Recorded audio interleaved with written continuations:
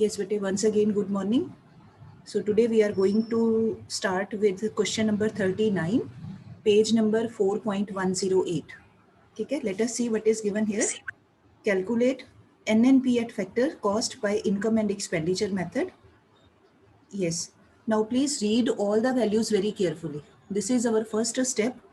Any item which we find different, just tick mark that या underline that.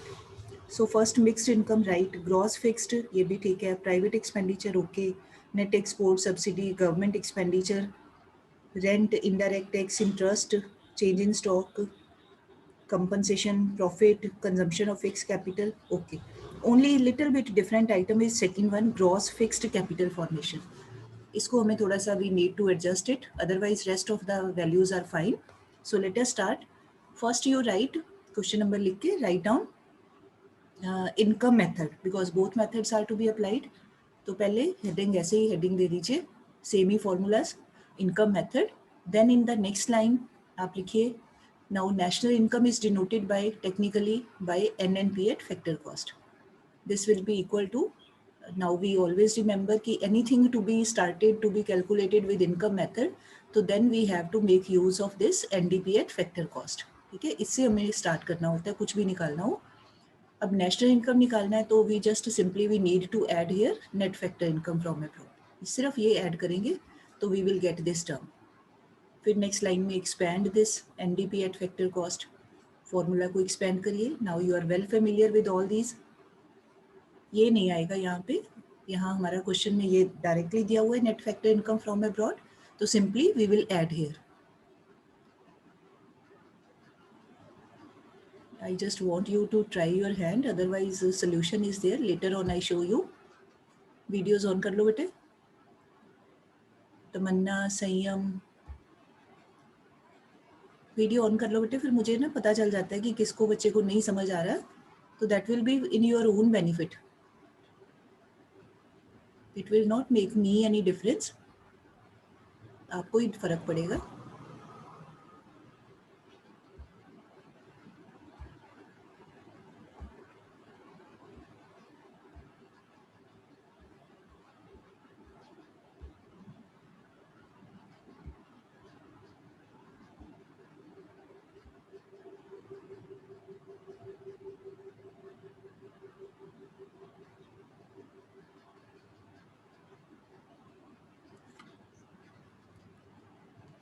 हाँ जी, done बेटे. Income method.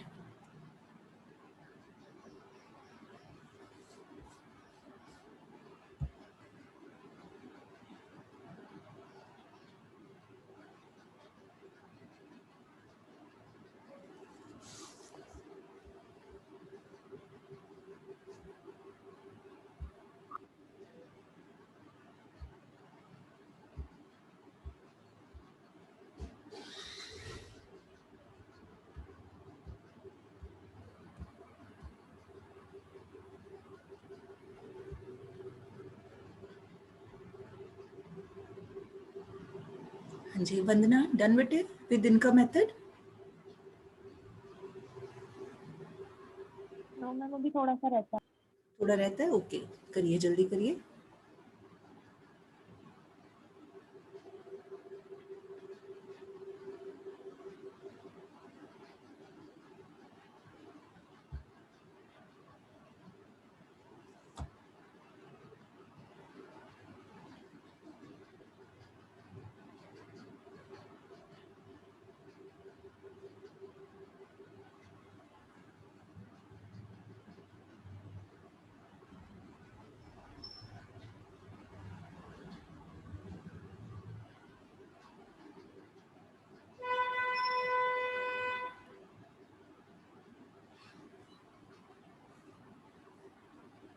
हाँ जी, संयम, डन. डन बेटे, संयम को अत्र. Yes, ma'am.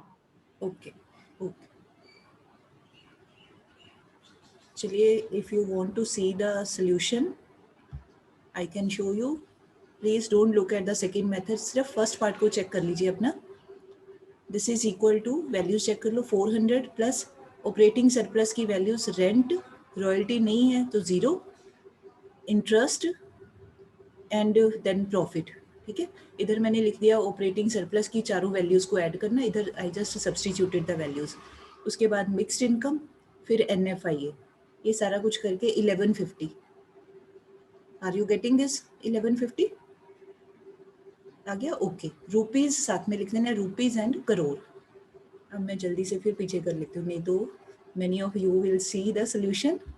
चलो now try with expenditure method. Formula क्या है? Formula is same as is written here in the first line, first two lines. Gross NNP at factor cost, पहले ऐसे हेडिंग देना है अपने expenditure method. This is very important because if you don't write तो here again half mark is deducted. So all these formalities are necessary. ठीक है, लिखना पड़ेगा हमें। Then this is equal to, अब एक्सपेंडिचर मेथड से कुछ भी स्टार्ट करना है तो हमें we have to make use of this term in the beginning after equal to sign, and that is GDP at market price. अब इसमें से माइनस करेंगे डेप्रिसिएशन तो बन जाएगा नेट, माइनस करेंगे नेट इनडायरेक्ट टैक्स तो बन जाएगी टर्म एट फैक्टर कॉस्ट। फिर अब हमारे पास this is domestic term and we want it to be national, तो हमें ऐड करना चाहिए plus net factor income from abroad. ठीक है, this is the main formula. उसके बाद इन नेक्स्ट लाइन इसको ऐसे नीचे ब्रैकेट सा करके you can expand this GDP at MP। साथ साथ में अपना बोल बोल के याद करते जाओ, जैसे मैं बोलती हूँ ना ऐसे आप भी अपने मन में बोल लो। Private final consumption expenditure plus government final consumption expenditure plus gross domestic capital formation, gross domestic capital formation plus net exports. ठीक है, अच्छा अब आप देखो अपने क्वेश्चन में स्टेटमेंट में ये term is not given gross domestic capital formation, in place of that we are given gross fixed capital formation. ठीक है, तो डोमेस्टिक वर्ड चाहे नहीं भी लिखा है तो हमने we have to understand it as domestic term only, क्योंकि इस तरह के क्वेश्चन में ये टर्म का मतलब डोमेस्टिक ही होता है। तो gross fixed capital formation means, ऊपर लिखना है आप अपना पेंसिल से या पेन से आप क्वेश्चन में लिख लो और साथ में डोमेस्टिक वर्ड थोड़ा सा ऐड कर लो, gross domestic fixed capital formation. ठीक है, अच्छा अब एक साइड पे ब्रैकेट में आप लिखिए ज़रा, एक साइड पे ऐसे लाइन लगा के साइड पे लिखिए ग्रॉस डोमेस्टिक, लिखिए मैं बोल रही हूँ, gross domestic capital formation is equal to gross domestic fixed capital formation plus change in stocks. We need to add two things. I am repeating, gross domestic capital formation is equal to gross domestic fixed capital formation plus change in stocks. ठीक है, अब आपके पास now you have both the things. Gross domestic fixed capital formation है 300, side पे ही आप add कर लो 300 और change in stocks है 50, तो हमारी वैल्यू बन गई 350। ठीक है, ये वाली टर्म की वैल्यू बन गई 350 प्लस बाकी आगे सिंपल ही है सारा एज इट इज जैसे बाकी करते हैं।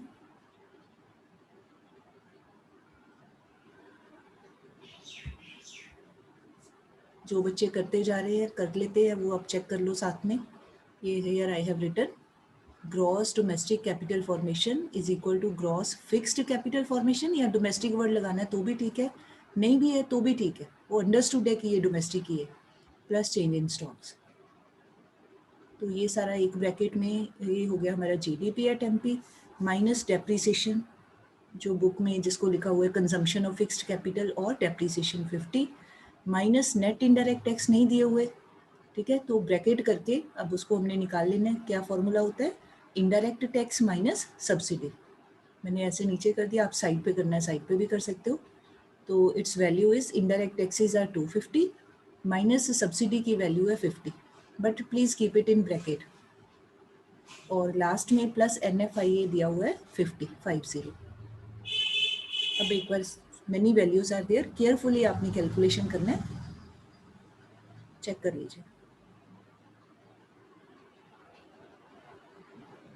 आ रहा है बेटे Kashvi? Okay fine, very good.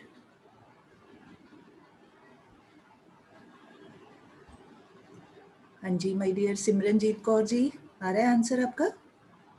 Very good, शाबाश। चलो मेरे पास आई कैन सी 4 गर्ल्स, जल्दी जल्दी। Mansi Malhotra, Harshita Gandhi, be fast.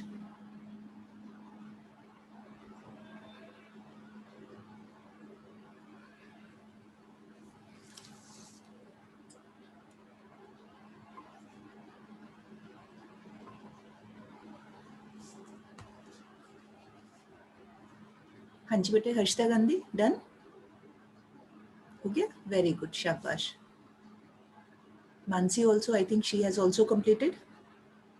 ठीक है, हाँ, बस एक चीज आपने you have to take care कि अगर हमने एक ही टर्म निकालनी है, जैसे NNP एट फैक्टर कॉस्ट ही निकालना है विद बोथ मेथड्स, तो आंसर शुड बी सेम। अगर यहाँ 1150 आया तो here also we should get 1150। क्यों, रीजन क्या है इसका, सेम सेट ऑफ डाटा में मेथड कोई भी हो, whether it is income method या एक्सपेंडिचर या एक और आगे आएगा प्रोडक्ट मेथड, किसी भी तीनों में से मेथड से करें, हमारा आंसर सेम टर्म का सेम ही आंसर आना चाहिए। तो ये एक क्रॉस चेक का भी करने का तरीका है। चलो, this was all about this. अब मैं थोड़ा सा डिफरेंट टाइप के क्वेश्चन पे जा रही हूँ। उसकी स्टेटमेंट आपको लिखनी पड़ेगी बेटे, that is from some other book. Yes, please note down this, मैं बोल देती हूँ साथ में, please note down. Calculate number 1 gross domestic product at factor cost. All are requested to note down bete, this is not in your book. Calculate gross domestic product at factor cost and second निकालना है factor income to abroad. एक part है GDP at factor cost, second part निकालना है B part factor income to abroad. Now values are, ये items हैं या particulars हैं. First is compensation of employees 800, all values are in rupees crore. Compensation of employees 800, profits 200, then dividends 50, then gross national product at market price, 1400, फिर rent ये 150 है, 150, ठीक है। उसके बाद ये थोड़ा मिस प्रिंटेड था, 150 रेंट, इंटरेस्ट 100, उसके बाद ग्रॉस डोमेस्टिक कैपिटल फॉर्मेशन 300, उसके बाद है net fixed capital formation 200, change in stocks 50, then factor income from abroad 60, factor income from abroad, that is 60, and last है net indirect taxes 120, ठीक है। अब ये थोड़ा डिफरेंट क्यों है क्वेश्चन, फर्स्ट पार्ट तो ठीक है, इट्स इजी, सेकेंड पार्ट में थोड़ा डिफरेंस है। सो लेट अस ट्राई कि कैसे करना है हमने। पहले तो आप ये लिखिए, let me show the solution and explanation. Yes, पहले आप लिखिए यहाँ पे the term which is to be calculated, that is GDP at factor cost. जो निकालना है right it on the left side of the equation, equal to. अच्छा, अब आपने इस मेथड में जो ज़्यादातर वैल्यूज़ हैं they are related to NDP at factor cost, income method से रिलेटेड वैल्यूज़ हैं। आप चेक कर लो, एक नज़र मारिए, और maximum values are concern with या related with this NDP at factor cost. तो हम यहाँ पे ये फॉर्मूला लिख लेंगे। अगर हमने इनकम मेथड को ही अपने मन में ले रहे हैं कि उसी की हेल्प से हमने करना है, तो फिर हमें पता है कि कुछ भी निकालना हो तो हमें we should start with NDP at factor cost, ठीक है। तो ये लिख के नाउ अब हमने इसको बनाना है gross term, GDP at factor cost बनाना है। तो हम देखते हैं कि there is only one difference, ये नेट है, इसको ग्रॉस करना है तो we need to add depreciation, बाकी और कोई डिफरेंस नहीं है। This is domestic product, again this is domestic, ये फैक्टर कॉस्ट है, ये भी फैक्टर कॉस्ट है, कोई डिफरेंस नहीं, ओनली एक ही डिफरेंस था, दैट वाज ऑफ डेप्रिसिएशन। फिर नेक्स्ट लाइन में इसको नीचे ऐसे ब्रैकेट करके छोटा सा आप एक्सपेंड कर लो, अगर नेक्स्ट टाइम में लिखना है तो भी ठीक है। Compensation, operating and mixed income. Now let us put the values, बेटे ये नीचे लिख लेना, अदरवाइज फिर आपको पता नहीं चलेगा कि हम ये किस मेथड से कर रहे हैं, ठीक है। सो कंपनसेशन, अब आप अपनी वैल्यूज पढ़ते जाइए, दैट इज 800, तो यहाँ लिख दिया 800 प्लस ऑपरेटिंग सरप्लस। तो ऑपरेटिंग सरप्लस के लिए चाहे तो यहीं आप फॉर्मूला को लिख सकते हो, नहीं तो एक साइड पे ऐसे वर्टिकली लाइन लगा के इधर भी उसको आप लिख लो, जैसे आपको ठीक लगे। Operating surplus is equal to rent, तो रेंट कितना दिया हुआ है 150, ये लिख दिया 150, ठीक है। उसके बाद रॉयल्टी नहीं है, तो आपकी यहाँ पर मर्जी है, रॉयल्टी लिखना है प्लस 0 कर दो, नहीं भी लिखना तो भी ठीक है, क्योंकि जो रॉयल्टी है ना वो आप समझ लो 10 to 20% क्वेश्चन में रॉयल्टी की टर्म दी होती है, बट ज़्यादातर 80% क्वेश्चन में रॉयल्टी नहीं होता है। तो फिर मर्जी होती है आपकी, आप लिखना चाहो। मैंने शुरू में इस करके लिखवा रही थी ताकि आपको दिमाग में रहे कि हाँ भी ये टर्म भी होती है। तो आपने लिखना है रॉयल्टी, लिख के नीचे वैल्यू 0 पुट कर दो, नहीं लिखना तो भी ठीक है। प्लस इंटरेस्ट है 100 प्लस प्रॉफिट। अब आप ध्यान से देखिए, नाउ क्वेश्चन में प्रॉफिट की टर्म भी दी हुई है, साथ में अगली टर्म डिविडेंड भी दिया हुआ है, ठीक। तो अब हमें नाउ वी नो कि dividend is nothing else but simply one part of profit. तो हमें कंफ्यूज करने के लिए एक पार्ट दे दिया डिविडेंड का, एक हमें मेन टर्म भी दे दी हुई है। तो हमने कंफ्यूज नहीं होना, पार्ट को कुछ नहीं करना। When we are given the main value तो उसी को लिखना है हमने, फिर पार्ट्स को नहीं लिखना, है ना। जब हमें पूरी वैल्यू ही दी हुई है प्रॉफिट की, तो फिर डिविडेंड का अकेले, या तो फिर डिविडेंड के साथ बाकी दो चीज़ें भी होती, कॉर्पोरेशन टैक्स और दूसरा जो कॉर्पोरेट सेविंग्स है वो भी होता। अब वो कुछ है नहीं, तो मेन टर्म दिया हुआ है तो simply write here the value, plus का साइन है ये, प्लस प्रॉफिट्स 200 ब्रैकेट में करके, ये सारा ऑपरेटिंग सरप्लस था, प्लस मिक्स्ड इनकम 0, ठीक है। ये पूरी ब्रैकेट क्लोज, तो ये बन गया हमारा NDP at factor cost, plus depreciation हमें नहीं पता, ऐसे ही लिख दो डेप्रीसिएशन। उसके बाद ये सब वैल्यूज़ को ऐड कर लीजिए, आप चेक कर लो बेटा पहले एक बार। ये 1250 है according to me, but you please check. आ रहा है भाई 1250, ठीक है। सो 1250 प्लस डेप्रीसिएशन, हमें नहीं पता डेप्रीसिएशन क्या है, ठीक। तो कोई घबराना नहीं, बहुत ईजी है। यहाँ पर आप लिखो formula, depreciation is equal to, अब आप देखिए आपके क्वेश्चन में सेवंथ टर्म क्या दिया हुआ है, ग्रॉस डोमेस्टिक कैपिटल फॉर्मेशन, है ना, ये टर्म दी हुई है। अब हमें ये रिलेशन अपने मन में याद रखना है कि डेप्रीसिएशन निकालने के लिए जो ग्रॉस टर्म होती है उसमें से उसी टर्म का नेट माइनस कर दें तो हमें डेप्रीसिएशन मिल जाएगी, है ना। ग्रॉस में से कोई उसी तरह की नेट टर्म को माइनस कर दे जिसमें नेट आता हो, तो वो हमें depreciation we will be able to get. तो ये ग्रॉस डोमेस्टिक है, तो इसमें से हमें माइनस करना चाहिए net domestic capital formation. If you want to write in full words you can, ठीक है। ग्रॉस है ग्रॉस डोमेस्टिक कैपिटल फॉर्मेशन, इसमें से अपने आप से सोचना है, हमें ये दिया नहीं हुआ, अपने आप से सोचना है। माइनस टर्म क्या माइनस करनी चाहिए, minus net domestic capital formation. अच्छा, अब नेक्स्ट लाइन में ये वैल्यू तो दिस इज गिवन, इसकी वैल्यू लिख दो 300, ये तो दिया हुआ है क्वेश्चन में। माइनस, अब ये टर्म भी नहीं दी हुई है, इसकी जगह देखिए क्या दिया हुआ है, ये दिया हुआ है हमें नेट फिक्स्ड कैपिटल फॉर्मेशन, ठीक। तो अब इसके भी दो पार्ट हो जाएंगे हमारे। नेट डोमेस्टिक कैपिटल फॉर्मेशन के दो पार्ट कौन से होंगे, नेट डोमेस्टिक शब्द लिखना है तो भी ठीक है, नहीं लिखा तो भी अंडरस्टूड है कि ये डोमेस्टिक है। तो नेट फिक्स्ड कैपिटल फॉर्मेशन, यहाँ पर डोमेस्टिक वर्ड आपकी चॉइस है, जैसे आपको याद रहे आप उस मेथड से लिख सकते हो, नेट डोमेस्टिक या simply net fixed capital formation plus.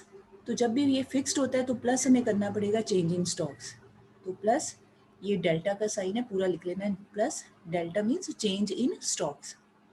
मतलब if we add these two values तो हमें ये मिल जाएगी नेट डोमेस्टिक कैपिटल फॉर्मेशन।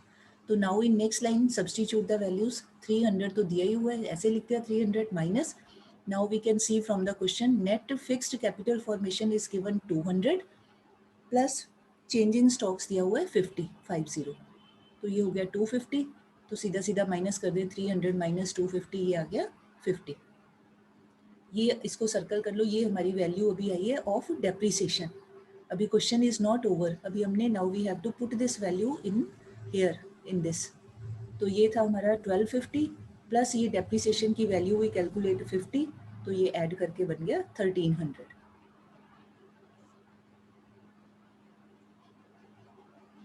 ठीक है जी, इस क्वेश्चन को वेरी इंपॉर्टेंट कर लो स्टेटमेंट वाले को, ताकि आपको याद रहे कि ये डिफरेंट टाइप का थोड़ा सा, ताकि आप दो बार प्रैक्टिस कर सको। अच्छा, now you please tell, is it correct answer 1300? सोच के बताइए ज़रा, ठीक है। ये गलत है, ये दिस इज़ रॉन्ग, मेरा भी हाफ मार्क डिडक्टेड हो जाएगा यहाँ पे।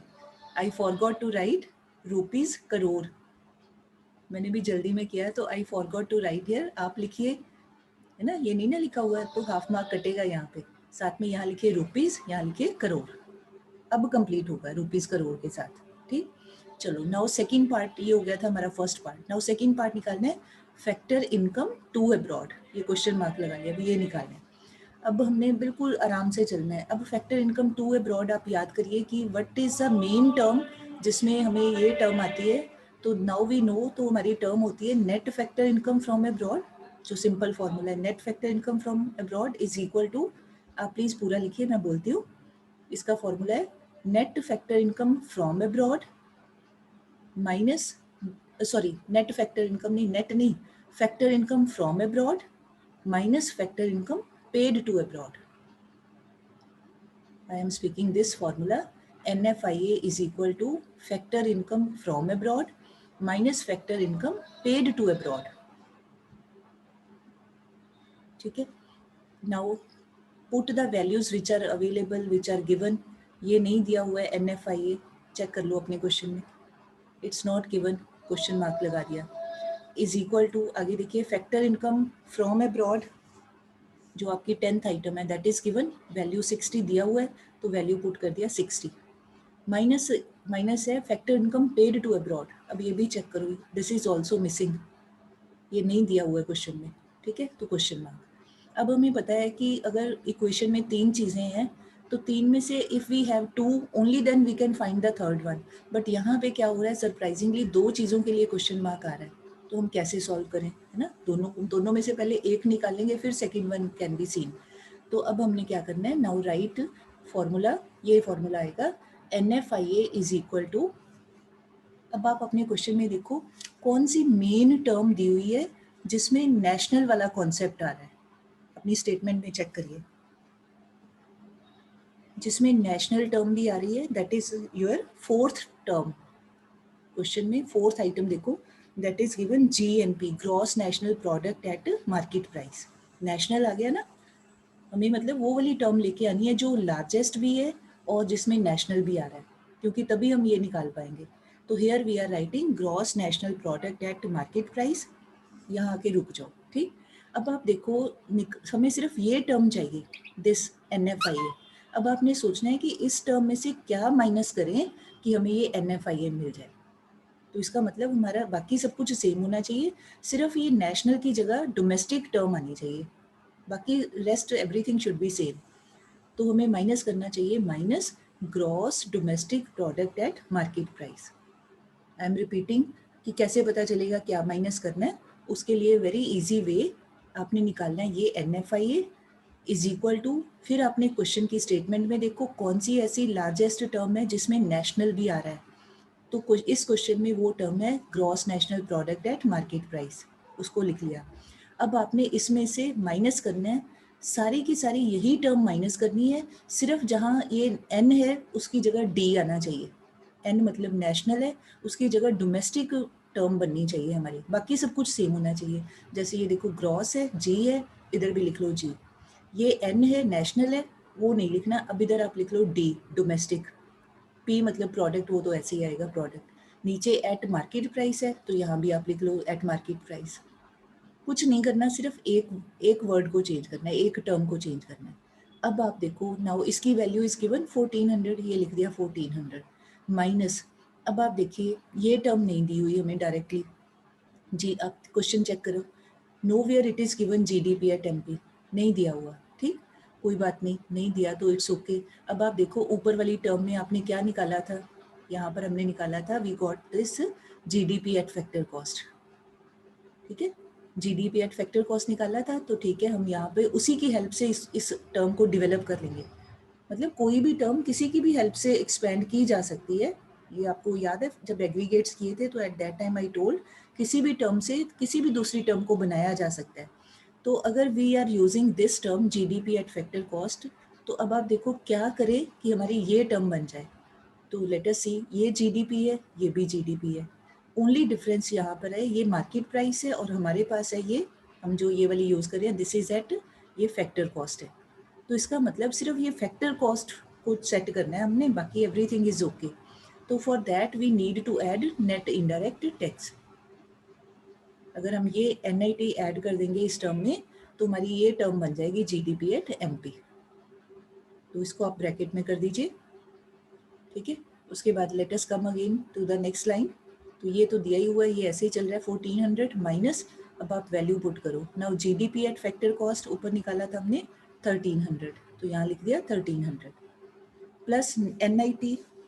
देखिए अपनी बुक में ये दिया हुआ है क्वेश्चन में 120 दिया हुआ है, तो यहाँ लिख दिया 120। अगर इन केस ये भी ना दिया हो, एनआईटी की भी सीधे सीधे वैल्यू इज नॉट गिवन, तो क्या दिया होगा, इनडायरेक्ट टैक्स माइनस सब्सिडी, तो उसको एक तरफ ब्रैकेट में करके वो निकाल लेना है। तो हियर तो चलो इट इज़ डायरेक्टली गिवन, तो ये बन गया हमारा 1420। ठीक है, तो अब क्या हो गया, अगर माइनस करें 1400 माइनस 1420, तो how much is left, -20।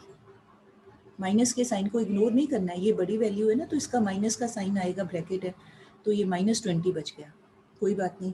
Now let us put this value in this equation, ये जो सबसे ऊपर लिखी थी NFIA is equal to from factor income from abroad minus factor income paid to abroad. तो अब ये आ गया NFIA हमने निकाल लिया, ये सारा कुछ कर करा के वी गॉट दिस -20, तो यहाँ लिख लिया -20 इज इक्वल टू, अब है फैक्टर इनकम फ्रॉम अब्रॉड, ये दिया ही हुआ था 60, लिख दिया, minus factor income paid to abroad, उसको ऐसे लिखे, वो निकालनी है अभी। ठीक, अच्छा अब आप जो पेड टू अब्रॉड निकालना है, factor income paid to abroad, उसको इधर ले आओ, जो निकालना है उसको लेफ्ट साइड पे कर लो, बाकी आप चेक करो सोल्यूशन। ये इधर आके प्लस हो जाएगा, -20 इधर आके प्लस हो जाएंगे, बन गया 80। ठीक है, अच्छा अब इसको आप अपने रफ साइड पे, एक साइड पे लाइन लगा के रफ वर्क में चेक कर लो कि अगर हमारी ये factor income paid to abroad 80 है, फ्रॉम अब्रॉड 60 है, तो देखो NFI कितना बचता है, 60 माइनस 80 मतलब -20, क्रॉस चेक हो जाएगा आपका आंसर यहीं पर कि गलती नहीं होगी फिर, मतलब आप दोनों तीनों वैल्यूज़ को एक दूसरे में पुट करके देखो, आपका करेक्ट आंसर आएगा। ठीक है, तो यहाँ भी साथ में I did not right rupees, साथ में आप लिखिए प्लीज़ करोड़, रुपीज़ करोड़। ठीक, ये थोड़ा सा डिफरेंट क्वेश्चन है and most of the time ऐसा क्वेश्चन आ जाता है, तो थोड़ा सा कंफ्यूजिंग है, जो those who are not doing the practice उनके लिए little bit confusion is there, but ऐसी कोई बात नहीं, with practice you will be able to do. ठीक, अच्छा अब मैं आपको एक पिक सेंड करूँगी क्लास ग्रुप में, इसी टाइप का क्वेश्चन है, तो आपने पहले उसको खुद निकालना है, try yourself, I tell you the answer also, तो आप उसका आंसर लिखो, पिक्चर में बाद में क्लास ग्रुप में सेंड कर देती हूँ, आप लिखिए ज़रा आंसर। फर्स्ट पार्ट का आंसर है, नंबर 1 लगा लो, नंबर 1 आंसर है 3050 रुपीज़, 3050 करोड़, 3050 करोड़। और सेकंड पार्ट है, उसमें भी ऐसे यही निकालना है जिस तरह से यहाँ निकाला था। सेकंड पार्ट का आंसर है रुपीज़ 120 करोड़, 120।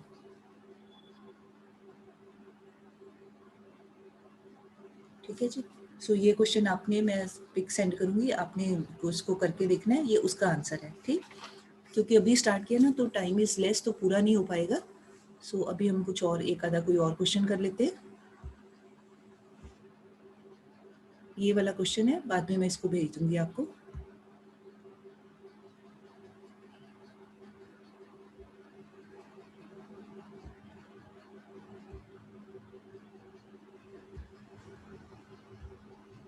चलो आई थिंक मैंने जितने आज करवाने थे उतने हो गए हैं, लेट अस सी। अब आप अपनी क्वेश्चन में से देख लो, बुक में से देख लीजिए, you can do, let me see, many questions are there, no problem.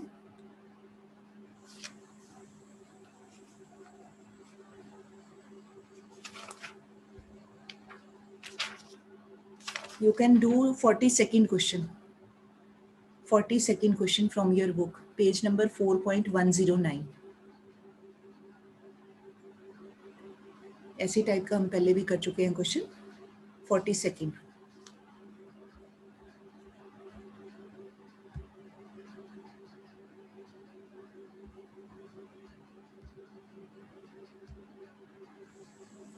इसमें निकालना है gross national product eight factor cost, निकालनी है with income and expenditure method. So now I am going to stop the recording because this is just for practice.